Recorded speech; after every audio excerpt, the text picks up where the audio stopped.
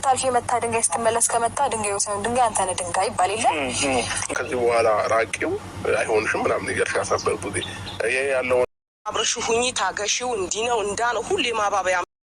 ሰላም ጤና ይስጥልኝ። እንግዲህ የተከበራችሁ ቤተሰቦች እንዴት ናችሁ? ነው ያለው እግዚአብሔር ይመስገን። ቤተሰብ ማለት ነው ቡዜና አብርሽ ሩታና ዴቭ ዛሬ አንድ ላይ መጥተዋል ማለት ነው። አንድ ላይ ሳይሆን ሁለት ቪዲዮ ነው። እኔ ግን አንድ ላይ ጨምቄ በአንድ ቪዲዮ ይዞ መጥቻለሁ ማለት ነው።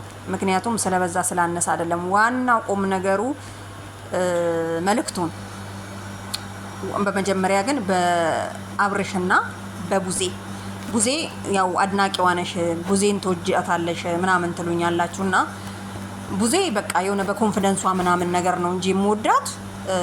ለምሳሌ አብርሽ ዛሬ ምንድን ያለው ራቂው ካጠገቡ ከእንግዲህ በኋላ አይሆንሽም ምናምን ነገር ብለሻልና ለምንድን ነው የምትያዝ? ስለዚህ አናደሽኛል ብሏል።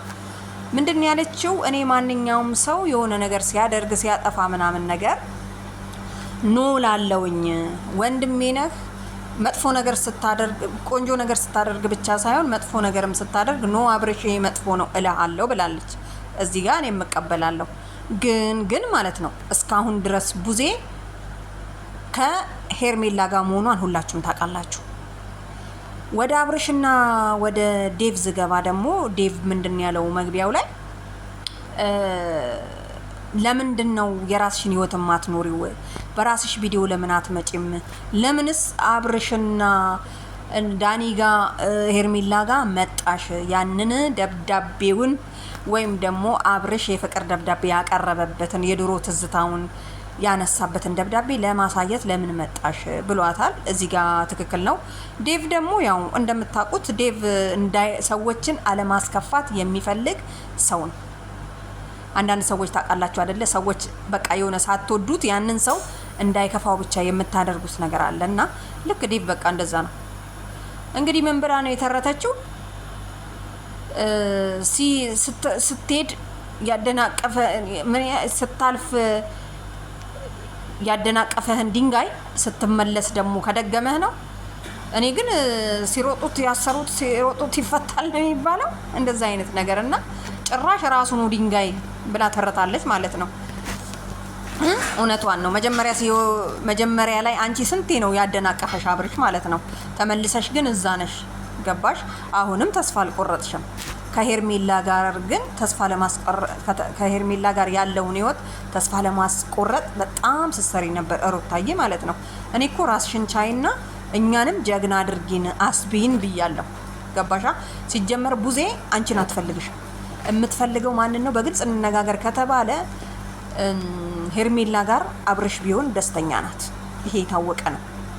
እና ቡዜን ደግሞ ሰሞኑን መላጣ አርጋችሁ ምናምን ነገር ምናምን ፖስታችኋታልና ያንን አይታ ምንድን ያለችው የምትወዱኝ ወዳችኋለሁ፣ የምትጠሉኝም ወዳችኋለሁ ብላችኋለች። እግረ መንገዷን እንግዲህ አያችሁ አይደለ?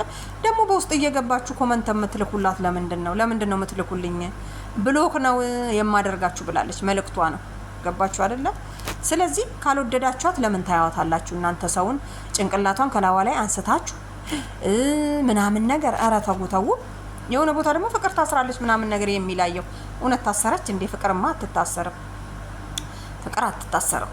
ምክንያቱም አብርሽን ገና አሁንም ተመልሳ የሆነ ነገር ሳታደርግ ማለት ነው። ያችን ደብዳቤ ራሱ አብርሽን ተመስላ የጻፈችው ለሩታ ማናት ብትሉ ፍቅር ናት። ምንም አትጠራጠሩ። ምክንያቱም ስልኳ በእጇ ላይ ስላለ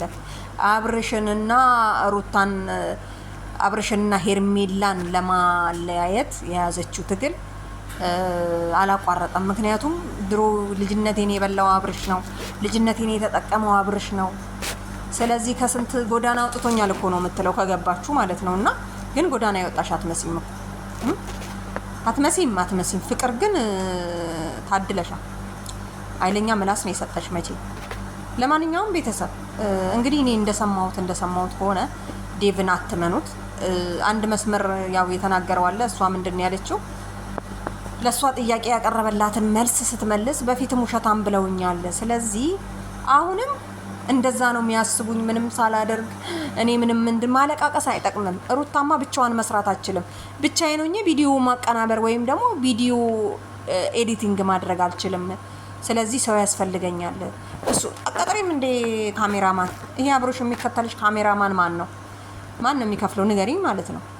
እና ቤተሰብ ቡዝዬ እንግዲህ ያው ምንም አይደለችም። ጋዜጠኛ በሏት በቃ ጋዜጠኛ። በዛውም ሰዎች ስለሰደቧት ብሶቷን ለመግለጽ ነው ዛሬ የመጣችው። አብርሽ እንግዲህ አጠላውም መቼም አጠላውም። ቡዜ አብርሽን አጠላው። ምንም አደረገች አላችሁ ምንም አላችሁ፣ ሄርሜላም ይቅርታውን ተቀብላ አብርሽና ሄርሚ አንድ ላይ ይሆናሉ። ምክንያቱም ሄርሜላ ስለምትወደው ተስፋ አትቆርጥም በአብርሽ። በቃ አብርሽ እኔን በማሳምናት መንገድ አሳምናለሁ። ልቧን ገምቷታል። አያችሁ አይደለ? በቃ እምቢ እንደማትለው ስለማያቅ ትናንት እንደዛ ጎትቷት ሄዷል። ዛሬ ደግሞ እንግዲህ ይውላችሁ እንዲሆናል ማለት ነው። ለማንኛውም ሩታዬ ማለት ነው እንደው እነሱ የደረሱበት ቦታ አትድረሽ፣ ከምር አትድረሽ። በቃ ሲጀመር ፍቅር ናት ያንን እንትን የላከችው። ይሄን ያውቀናል ሁላችንም። ትናንትና እንግዲህ ስልኩን ተቀብለው ነበርና አብርሽ የአብርሽ ጀለሶች ምናምን ነገር። ስለዚህ ማለት ነው አንቺ ጀግና ከሆንሽ ብቻሽን ስሪና እስቲ ከልጅሽ ጋር ብቻ እስቲ ቁጭ በሉና የሆነ ቪዲዮ እስቲ ያስተላልፊና ስሪ። እንዴት እንደሚታይልሽ እነኝን ታያቸው። በቃ እንዴ ሄርሚ የለችም አሉ